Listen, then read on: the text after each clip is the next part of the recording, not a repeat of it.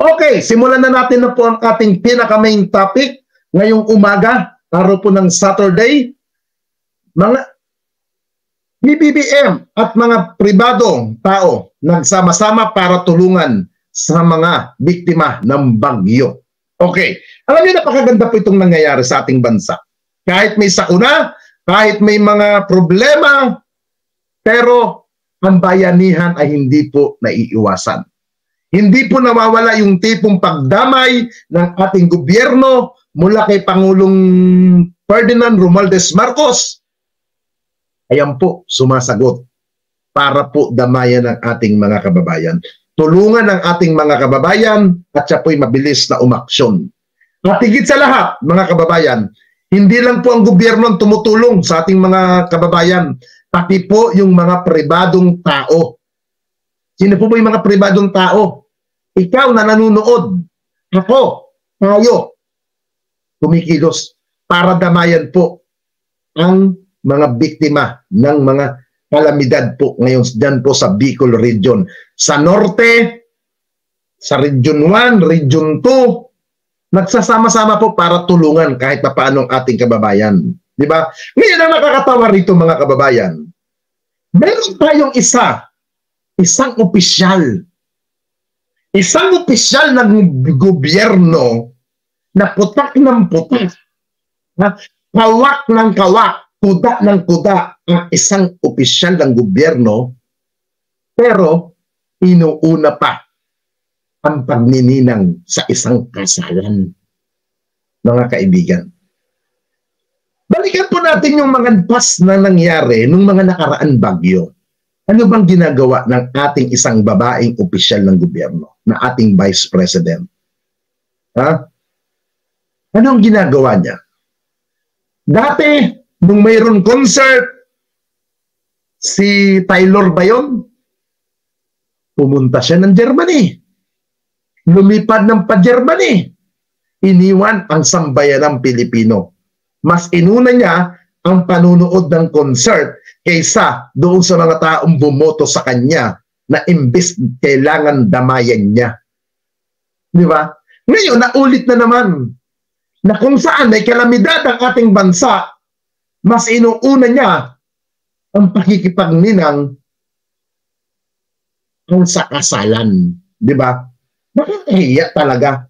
Tapos, sa itong may akusasyon laban sa kanya itong mayroon issue na hindi niya maipaliwanag, hindi niya ma-explain kung saan niya dinala ang kwarta ng sambayan ng Pilipino. Ang palabas niya, inaapi daw siya. Pinagkakaisahan daw siya. Nakita muna natin yung video ay yung mga picture na kung saan nagninang naman po talaga sa kasal. Hindi po natin mapapasinungalingan yan. Di ba? Ito.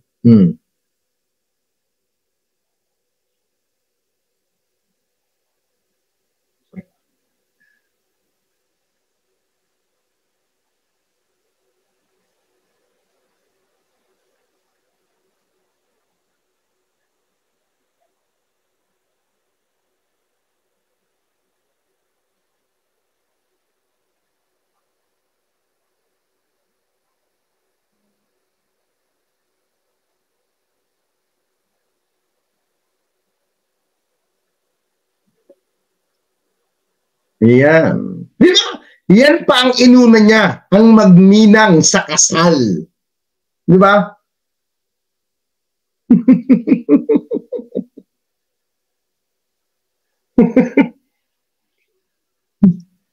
Di ba? Yan ang ginawa ng ating Vice President.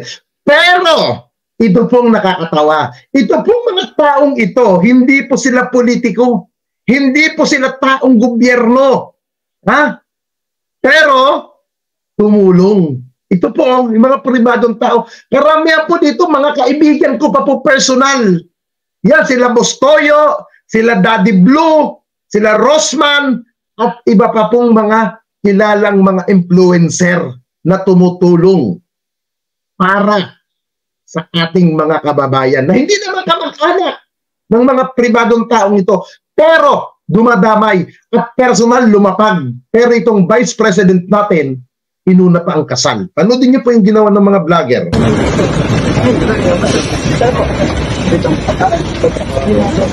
Thank you. Halika na ba yun nandun?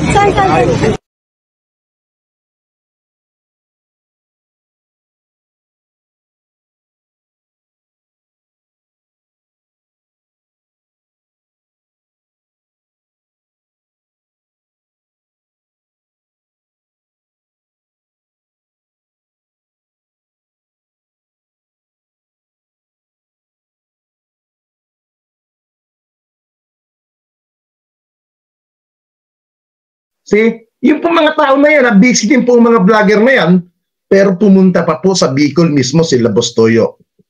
Di ba? Samantalang itong Vice President natin at yung mga tangang supporter niya, utak ng putak sa gobyerno. Di ba? Putak ng putak. Alam niyo mga kaibigan, kahit tayo, ikaw nanonood, wala kang pera, wala kang pwedeng iambag doon sa mga biktima ng kalamidad ngayon. Alam niyo kung anong maitutulong nyo? Simple po. Dasal. Dasal, panalangin, malaking bagay po yan sa mga kababayan natin. Sa mga biktima. Sa mga sandaling itong mga kababayan, kailangan po tayo na magkaisa na manalangin. Sabi nga, 1, 2, 3 na nagsama-sama dahil sa panalangin, aking dinirinig, aking diniringgin. Kahit ikaw na nandiyan ka sa CR, nagluluto ka kung anong ginagawa mo, pag ikay nagnanalangin at yung dasal mo ay para sa kapwa mo at mabuti yung intensyon ng dasal mo, papakinggan tayo, mga kaibigan. Nasa Biblia po yan. Ha? Ito po, ang ating Pangulong Marcos tumugon po sa mga biktima ng kalamidad. Inutusan niya po ang lahat ng puwersa ng pamahalaan para tugunan kung anuman ang kayang ibigay ng gobyerno, kung anuman ang pwedeng maitulong na pangangailangan at damayan ng ating mga kababayan. Ito pong ginawa ni Pangulong Marcos.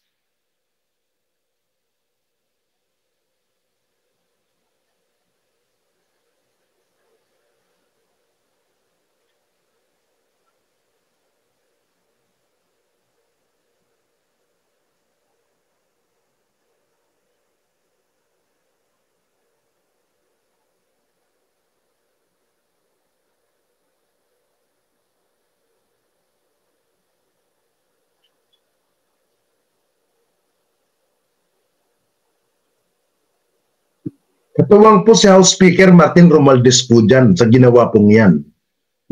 Ito may nag-comment dito, sandali. Ito, sandali. Ito. Sir, wag niyo naman sisiraan si Ma'am Sara. I don't know kung sinong tinutukoy mong Ma'am Sara. Okay? Hindi ko alam kung sino yan. Baka mali ang pangunawa ko, baka iba yung sinasabi mong Ma'am Sara. Okay? Una-una, sino po bang may issue, Ma'am? Or Sir?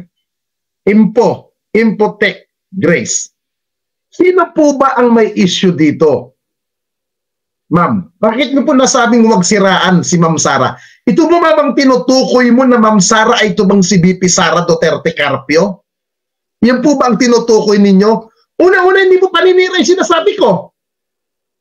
Simple po ang katanungan dito ng mga mambabatas natin. Saan dinala niya at ipaliwanag niya kung nasa maayos niya bang dinala ang pera ng taong bayan. Hindi po masasabing paninira po yan, kaibigan. Hindi po yan pasasabi na sinisira ang ating Vice President. Karapatan ng bawat tao na malaman. Ha? Yan po ang ating gustong malaman dito, katotohanan.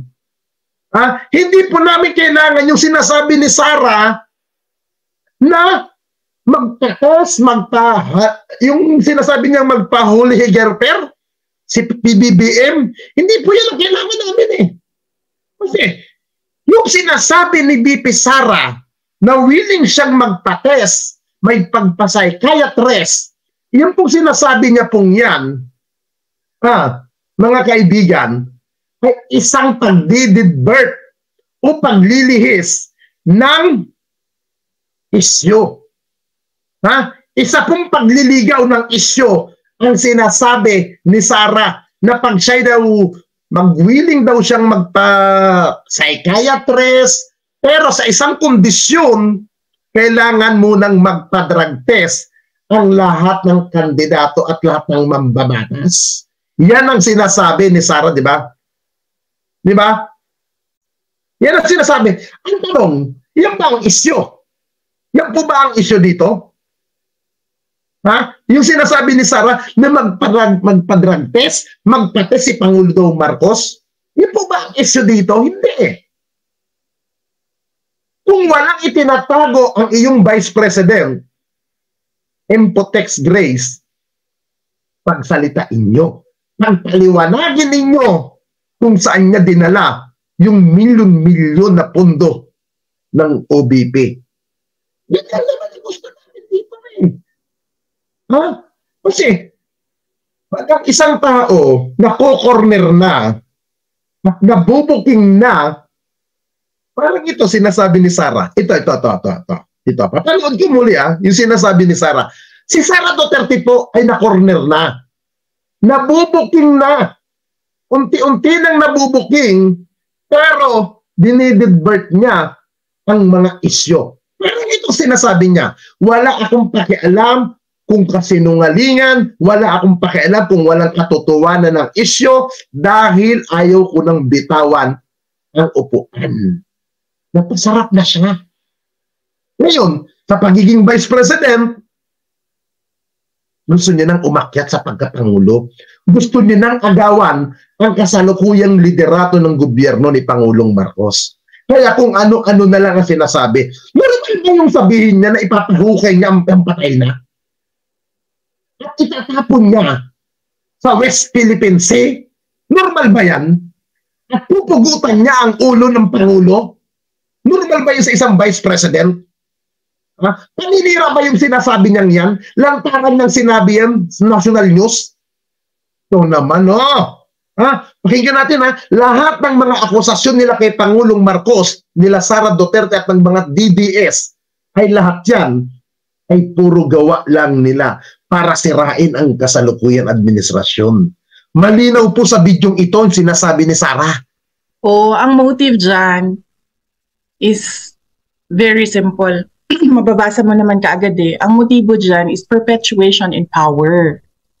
So lahat ng threat sa power mo, sisirain mo talaga. It's very obvious.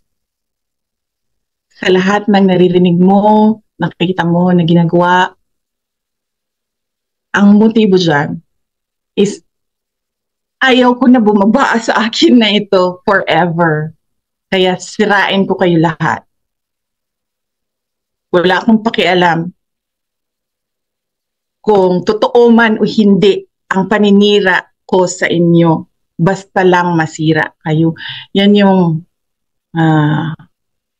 motibo dyan. It's all about politics. Everything is all about politics and power. Wala siyang pakialam kung totoo man o hindi ang paninira nila. It's about the politics, the power. Yan ang gusto ni Sara. Ngayon, madam, doon po sa nag-comment na nagsabi, Sir, wag niyo naman pong siraan si Ma'am Sara. Mapapanira pa ba yan? Mapanira ba yung sinasabi ko? Sa video niya na mismo, nang galing yung salita, wala siyang pakialam. Tapos sasabihin mo, sisiraan. Hindi ko pa sinisiraan. Ano pa ginabago kay Sara? Kung gagawa ko ng kwento. Samantalang siya putak ng putak. Samantalang siya tinrider niya si Pangulong Marcos. Tapos sasabihin mo, wag mong sisiraan ng Pangulo. Paano paninira sinasabi mo? Madam, magpakatotoo tayo. Ha? Magpakatotoo tayo. Kung sasabihin nyo magsisiraan, hindi po sinisiraan. Ang pagsabihan nyo si Sarah. Siya ang pagsabihan ninyo. Ha? Siya po. Ngayon, hindi po normal sa isang vice president ang ganyan asta. Na para bang gusto niyang mangyari, magkawatak-watak tayong mga Pilipino. Magkahiwalay-hiwalay tayo. Hindi po yan ang nakakatulong eh. Ang kailangan po ng bayan, yung leader na may pagmamalasakit sa bayan. Yung may pagmamahal sa bansang Pilipinas. Yan po ang kailangan ng bawat mamamayan. Hindi po kailangan natin na magwaaway-away tayo. Simple lang naman ang gusto natin dito marinig ang katotohanan, ma-explain ng maayos, hindi yung maraming kaartihan, hindi yung maraming katwiran, hindi yung maraming pakutot at maraming drama na kasi pinag-aaralan na at nagpa-practice na daw ang Kongreso para daw siya ay i-impeach. Hindi po yan ang kailangan nating marinig sa kanya. Ang gusto ko pong marinig, lalong-lalo na po ako, yung ma-explain niya ng mabuti kung saan niya ba dinala ang kwarta ng bayan.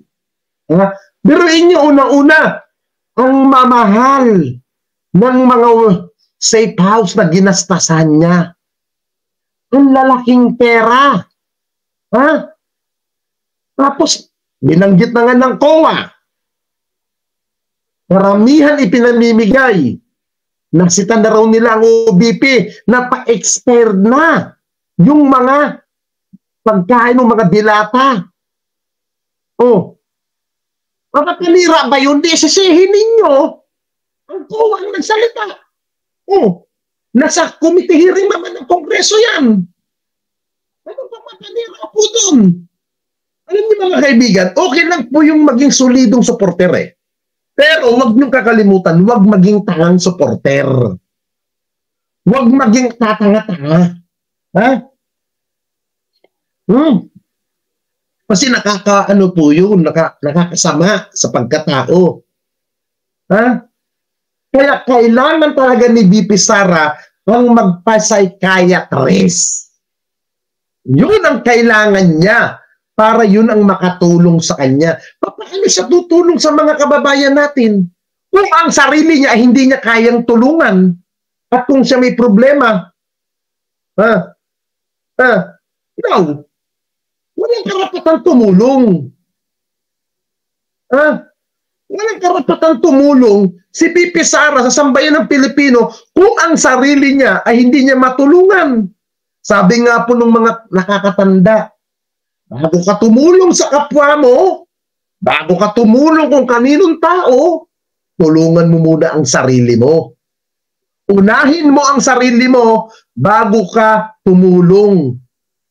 Mahirap yun, tutulong ka sa ibang tao. Pero, ikaw mismo may problema ka sa sarili mo. Lalo na sa iyong mentality.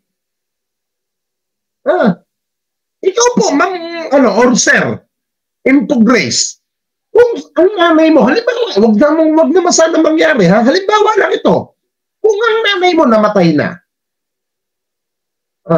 halimbawa lang, namatay ang ina mo, tapos tayo'y nagkaroon ng problema tayong dalaw, at sasabihin ko sa'yo, hoy, Impo Grace, yung ina mong namatay, uhukayin ko, itatapon ko sa basurahan at pupugutan kita ng ulo. Anong reaction mo?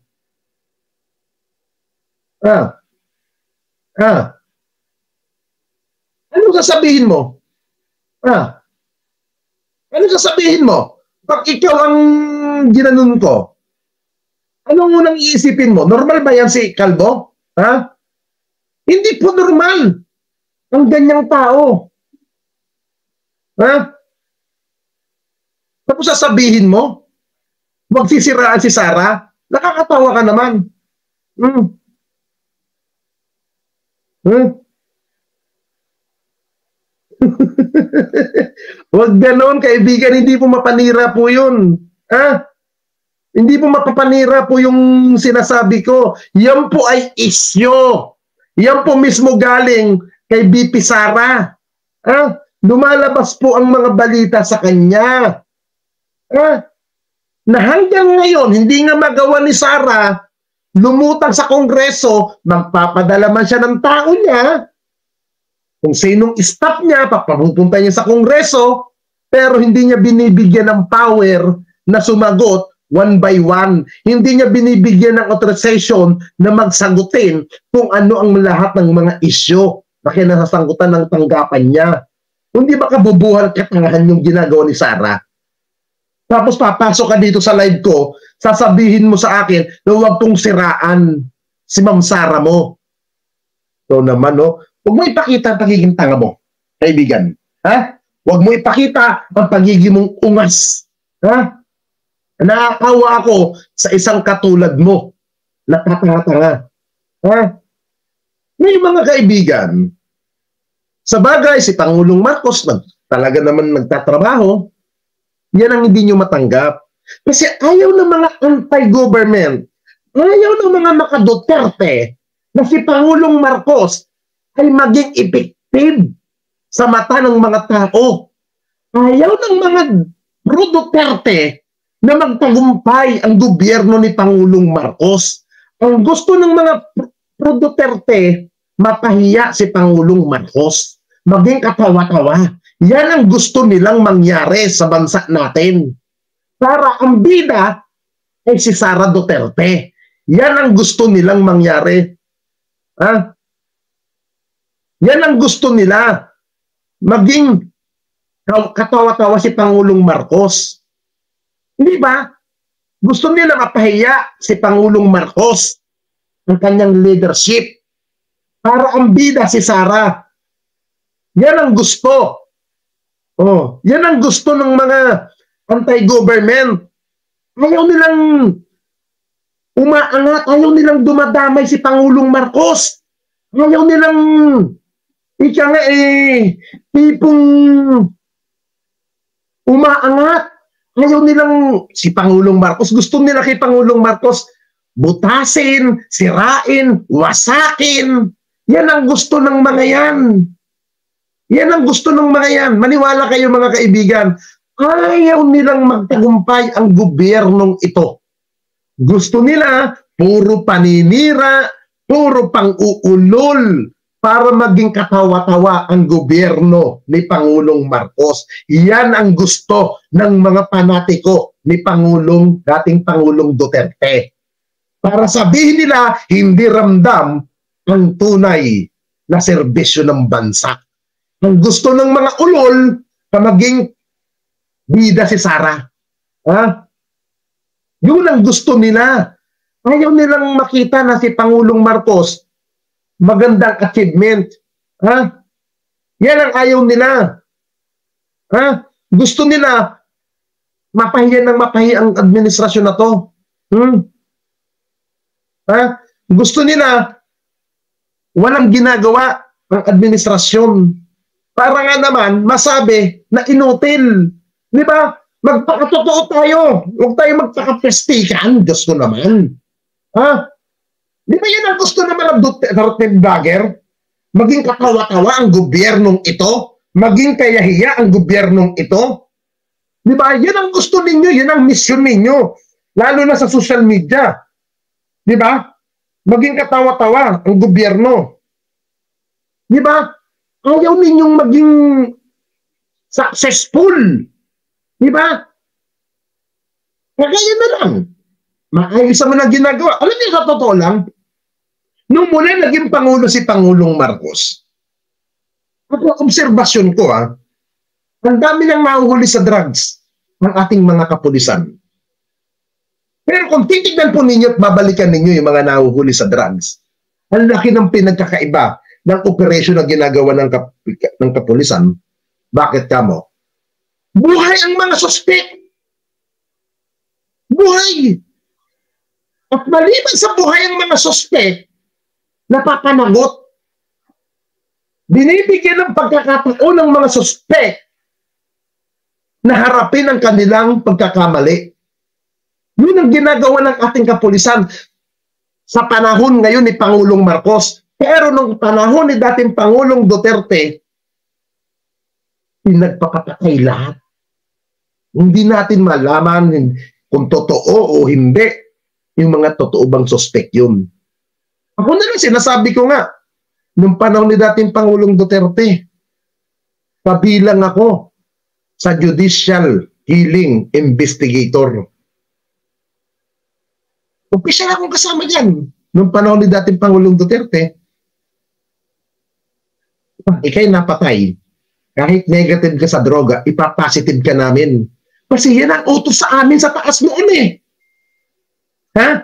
Yan ang order ng administrasyon ni Pangulong Duterte nung panahon niya. Oh.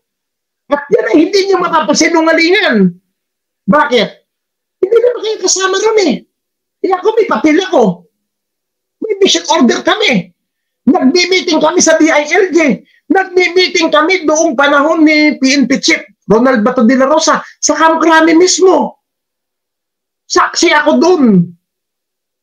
Oh. Kaya kung sinong gagong pangat magsasabi na gawa-gawa ko lang yung kwentong yun, tatawanan ko lang kayo. Kasi wala kayong alam doon sa totoong pangyayaring yun. Ha? Wala kayong alam doon. Kaya huwag kayong magbida-bidahan, mga putang ina ninyo.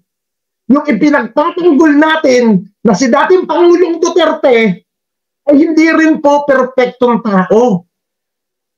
Tao din siya na nagkakamali, nakakagawang hindi maganda, na yun ay dapat nating tanggapin. Ha? Bakit na lang hindi na lang tayong magkaisa? Galit kayo kay Pangulong Marcos.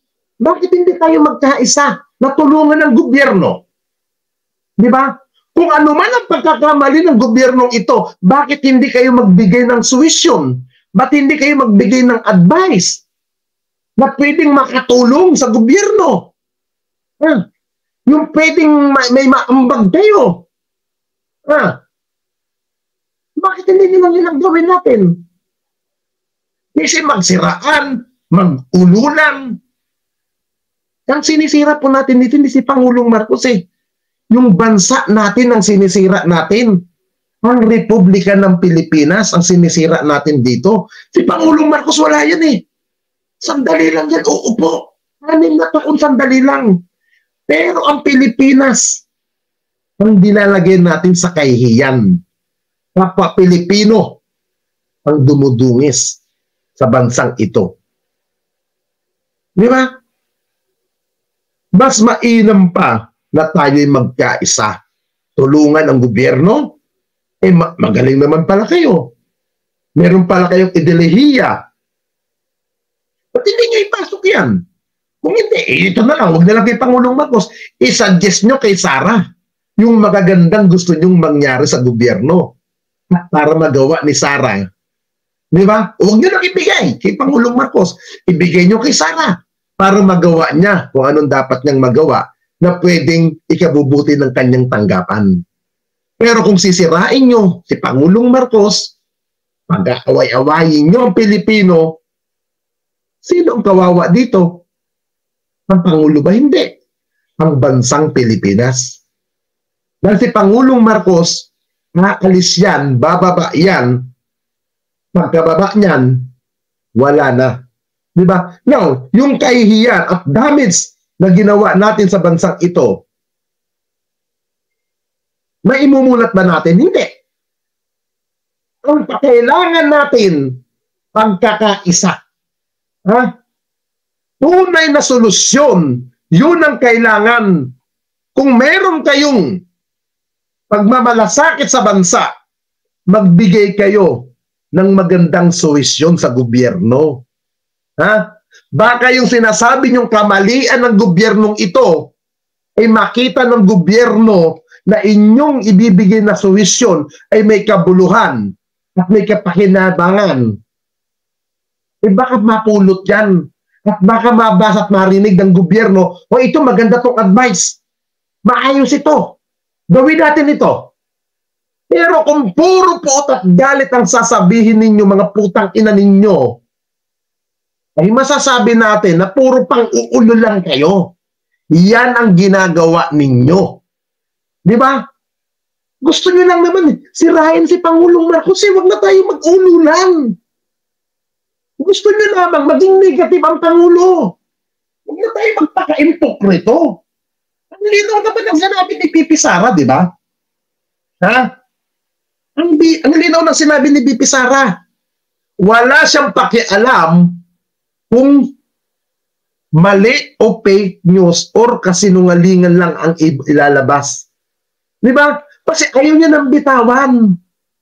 Ngayon, mga kaibigan, masasabi ba natin itong si BP Sara ay isang huwaran na public servant? Ha? Masasabi ba natin na siya ay karapat-dapat sa kinalalagyan niya?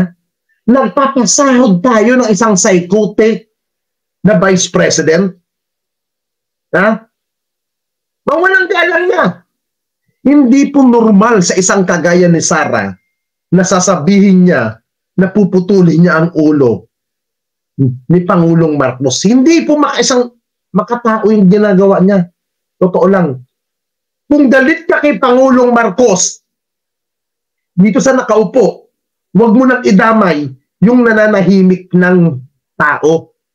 Yung patay na tao, huwag mo nang idamay. Ha? Huwag nyo nang idamay yung mama. Nananahimik na yun, nakahiga na.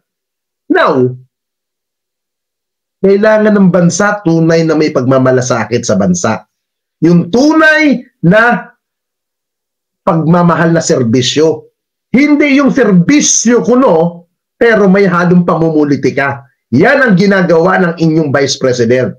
Tapos doon sa nagsasabi na wag siraan si BP Sara, ha? Makinig ka, kaibigan, dahil tanga at bobo ka. Kayo ang wag sumira kay Pangulong Marcos. Ha? Nakakahiya kayo. Ha? Pinapakita nyo lamang na mga tanga kayo. Kaya di pabor sa akin dito, yung mga basya na pumapasok, pabor sa akin na pumupunta kayo. Bakit? Kaya set ko na kayo ng kuda dyan sa comment section, isa-isa ko naman kayong binablock dito. Pabol na pabol sa akin yan. Bakit? Kasi isa-isa ko kayong sinisipa dito. Ha? Ha? Isa-isa ko kayo nasisipa. Kaya yung pinapagawa sa inyo ng mga boss ninyo na pumasok sa mga live ng mga pro-government, nababasag kayo. Ha? Alam nyo, kasi kumument kayo dyan, wala naman kayong kakayahan eh. Ha? Kayo. Wala naman kayong magawa kasi nga, kuda lang kayo sa comment section. Ngayon, ako naman, binablock ko kayo isa-isa. Ha? Ha? Hanggang comment na lang kayo, mga gago. Ha? At ibablock ko rin kayo. Ha? Ibablock ko din kayo, mga kupal. Kaya, pumasok lang kayo ng pumasok, okay lang yan. Kasi, at least natin check ko na isa-isa kayong maibablock ko. Ngayon, gawa na naman kayo ng account. Hindi, alam nyo, okay lang yun talagang ibablock ko mga yan kasi walang puwang dito ang mga tangat kupal. Oo. Dito po sa vlog ko, sa personal channel ko, may martialo ako dito. Ha? Bawal ang mga tanga dito. Binablock ko yan. Oo. Kasi ako, katliran ko naman, mga kaibigan. Hindi ako nagmumonetize eh. Hindi ako sumasahod kay YouTube, kay Facebook, hindi rin. Now, live ko ito. Kung ayaw nyo na mga sinasabi ko, lumayas kayo. Ha? Ha? Kaya, pwede kayong lumayas dito. Ha? Kaya, doon po kayo. Doon kayo sa inyong mga paborito nyong vlogger. Ha? Na mga kauri ninyo. Doon kayo pumunta. Ha? Kaya, huwag kayong tatawa-tawa riyan. Uululing ko kayo. Uululing nyo ako. Uululing ko din kayo. Ha? Kaya doon kayo sa pumunta sa mga channel ninyo na mga uto-uto yung kapwa nyo vlogger. Yan ang nakakatawa dito mga kaibigan eh. Galit na galit yung mga katakdog, pupunta rito sa live ko, tapos kung ano sasabihin, doon tayo sa topic, mga ungas. Ha? Again mga kaibigan, kahit anong paninira nila kay Pangulong Marcos, hindi nila ano. Kasi ang maganda dito kay Pangulong Marcos, mga kaibigan, kung anong ginagawa nilang accomplishment, hindi po nila ipinagbibidahan. Hindi po nila ipinag-angalandakan na, may ginagawa ako. Hindi. Kung ano man ipinapakita ko sa vlog ko, kung ibang mga vlogger, yun po ay nagre-research din po kami. Para po makita natin na may ginagawa ang gobyerno. Kaya si Pangulong Marcos, mga kaibigan, hindi po magtatagumpay si Pangulong Marcos kung hindi po tayo nakikipagtulungan sa kanya. Kailangan tayo ni Pangulong Marcos para umusad ang ating bansa. Kailangan po tayo. Sabi ko nga, kung wala ka man maitulong na pinansyal, wala ka man lang maitulong na kung ano man, ang pinaka-the best, ipagdasal natin ang gobyerno. Yun, pinakamalaking bagay po yun, yung ipagdasal natin ng gobyerno. Ha? Isa, dalawa, tatlo na nagsama-sama sa panalangin, dinirinig ng ating Diyos na buhay. Again, isang mapagpalang umaga po sa inyong lahat. Kailangan tayo ng gobyernong ito. Tulungan po natin ang ating gobyerno. Yo, what's up mga tropa pip? So, napanood niyo naman po yung video ni Kuya Nino Barsaga. At tama lahat ng kanyang sinabi eh. Yung gusto kong i-reaction sa ginagawa nitong si Sara Duterte patungkol sa ating Pangulong Bongbong Marcos at sa kanyang gobyerno, sa kanyang mga pag-aksyon kapag po mayroong mga sakuna. Tama si Kuya Nino eh. Diba? Putak ng putak itong si Sara, samantalang siya, kitang-kita natin ang kanyang pagiging pabaya. Kitang-kita natin ang kanyang pagiging insensitibo at parang yung wapakils, yung walang pakialam. Ganun po si BP Sara. Wapakils siya. Wala akong paki sa inyo. Binoto nyo ako eh. Gagawin ko ang lahat ng gusto ko dahil ako ang binoto nyo. Kung hanggang saan lang ang kaya kong gawin, kung hanggang saan lang ang gawin ko, wala kayong magagawa. Binoto nyo ako. 6 na taon kayong magtitiis sa akin. Parang ganyan po ang mensahe na gustong ipakahulugan sa atin ni BP Sara. Kitang-kita ko eh, napapansin ko eh. Kada meron pong mga sakuna, kada meron mga importanteng event na kailangan na nandun siya. Wala siyang pakialam. Katulad po niyan, Bagyong Karina. Nasaan siya? Bagyong Karina. Pumunta siya ng Germany. Galit na galit siya nung siya umuwi. Bakit? Napicturan siya sa NAIA. Paalis siya ng bansa, bagyuhan. Paalis siya ng bansa. Tapos nagkaroon ng malawakang pagbaha sa Metro Manila. Hinahanap natin siya. Nasaan si BP Sara? Ano sagot ng mga trolls? Wala ikang problema si BP Sara. Bago pa ika bumaha, bago pa magkasakuna, bago pa bumagyo, namimigay na ika, tumutulong na, nakaredy na ang mga ayuda. Yan ang sinasabi ng mga trolls. Neto namang nagkaroon ng budget hearing. Nasaan siya? Nandun siya sa Bicol, naglalamyerda. Nagtatampisaw sa beach. Tapos, dumaan na naman ang isang bagyo. Nasaan na naman siya? Missing in action na naman. Tapos ngayon, Bagyong Christine. Inunang kasal o ang pagnininang sa kasal. Kasi kahit na ano pang importante niya mga tao na yan na ikakasal na yan, di ba? Doon sa may kinasal, walang problema doon eh. Kasi ang kasal, the show must go on. Kahit ano pa mangyari, kailangang matuloy yan. Kaya lumindol, bumagyo, bumaha, kailangang matuloy yan. Kasi sabi nga ng lola ko, paniniwala o parang kumbaga tradisyon na kapag daw po nagplano ka ng kasal, dapat ituloy mo yan. So walang problema dun sa nagpakasal. Ngayon, bilang isang vice-presidente, alam mo ang iyong obligasyon. Ang tanong, alam ba ni BP Sara ang kanyang obligasyon? Siyempre hindi. Kasi nga, inuna niya ang kasal. Inuna niya ang magninang sa kasal. Ngayon po, Kung sasabihin niya doon sa mga nagpakasal, naku, mga inaanak ko, pasensya na kayo. Tawag ng serbisyo. Kailangan kong magserbisyo sa ating bayan. Ako'y tutulong muna sa ating mga kababayan na binabayo ng bagyong Christine. Hindi ako makaka-attend sa kasal ha.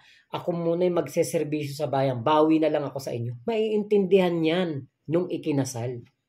Pero si BP Sara, ang tanong, naiintindihan ba niya kung ano ang trabaho niya? Ano na naman ang sasabihin ni BP Sara? Tuturuan ko ang mga nasa government service, ang mga politiko na kung paano magmando, kung paano magutos. Yan po ay ayon sa kanyang isang pahayag. Imaginein mo, vice-presidente ka. Ang alam mo lang pala, puro magmando, magturo, gumawa ng ganoon, gumawa ng ganyan. Ang tunay na leader, pinapakita po niya ang kanyang kakayahan na mamuno. Hindi po kakayahan niya na mag-utos. Ano ba ginagawa ni Digong kada may bagyo sa Metro Manila? Umuuwi ng Davao. Ano ipagmamalaki ni Digong?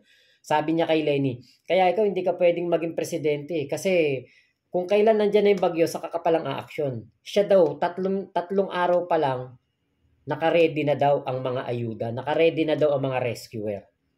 Pero nasaan ka? Nandun ka sa Davao.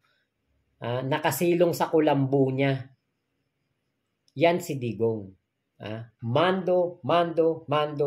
Asa lang sa mga tauhan. Hanggang ngayon, ganun ang kanyang anak. Inaasa lang sa mga tauhan. Sa Office of the Vice President. Alam niyo sa totoo lang, kung meron tayong dapat pasalamatan sa ginagawang aksyon ng Office of the Vice President, yung mga tauhan ng OBP. Pero yung ating Vice Presidente, ba't mo papalakpakan yan? Bakit mo susuportahan yan? Ano lang ang alam yan? Mag-utos.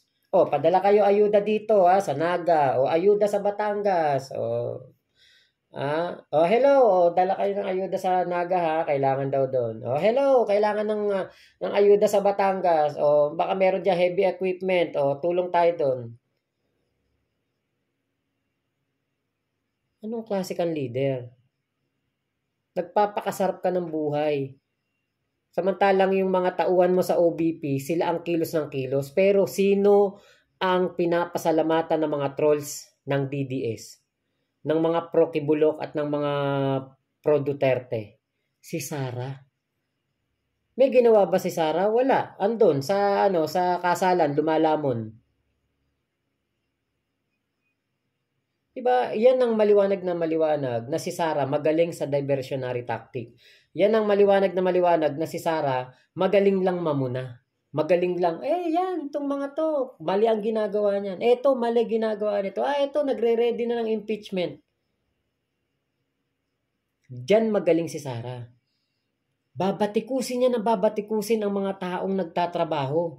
Yung tunay na nagtatrabaho. Para hindi makita ang ginagawa niyang paglalakwatsa. Para hindi makita ang kanyang pagiging pabaya. Para hindi makita ang ginagawa niyang kabulastugan sa ating pamahalaan, sa kanyang pamamahala bilang vice-presidente. Yan si Sara Duterte.